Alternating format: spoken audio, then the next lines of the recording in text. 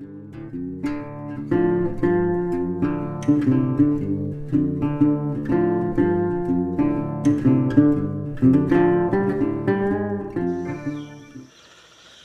you guys. I want to take a second to talk to you about some disturbing things we saw yesterday. Yesterday, the nation of Iran shot down one of our unmanned drones.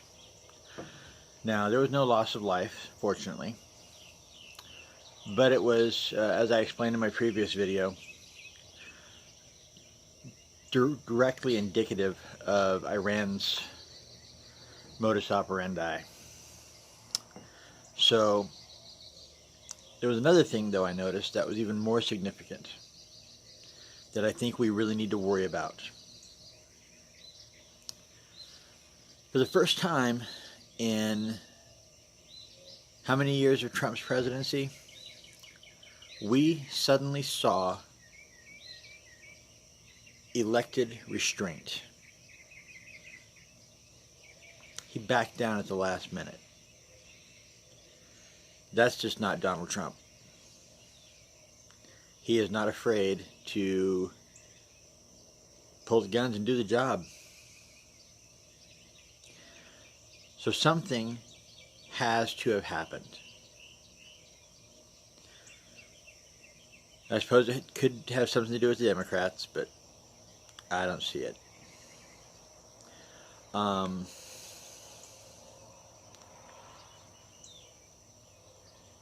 My fear is, as I pointed out in our previous video, several individuals from Central Africa, specifically the Congo, where ISIS has publicly stated they are currently actively recruiting and training, have been apprehended at our border. And for any of us who have lived on the border and understand it, for every 10 you catch, there's 100 you don't. So I only see one of two things that could stop Trump from blowing something up. Because frankly, he likes to blow shit up. He's a man's man. Okay? I see one of two possibilities that could stop him from doing his thing. Either we have intelligence that ISIS has assets in the United States with either the means to target a nuclear facility, and I say that because we just saw a cyber attack on a power grid.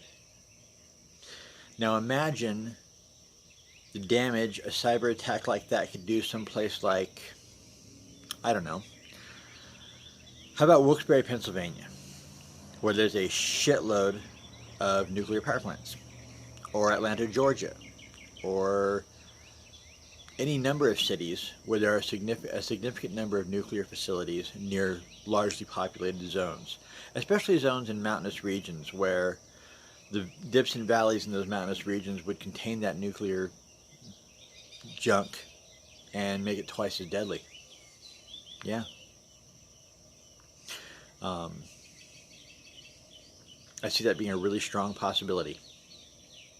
The other very strong possibility is we found out Iran has a nuclear weapon that they can target Israel with,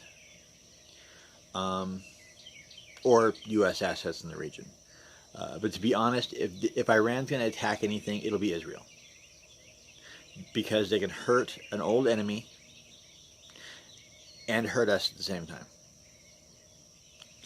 I feel very strongly that one of those two scenarios are a big possibility right now. Trump does not have restraint. He is Mr. Hyde. He is a big, curious child who likes to watch shit blow up. I would strongly encourage people to check their food stores, make sure they have water stored, stock up on iodine, water purification tablets. Just check your preps. Make sure everything's good to go. You know, if you've got a tribe or a group, whatever you call them, check up with everybody. Make sure everybody's good to go. If you can store a little extra fuel for your vehicles, store some extra fuel, store some water. It might be nothing, you know, and I hope it is nothing. I really do hope it's nothing. But like I said, Donald Trump doesn't back down. That's just not his style. For him to back down at the last minute like that, to literally call off the attack at the last minute, something doesn't feel right.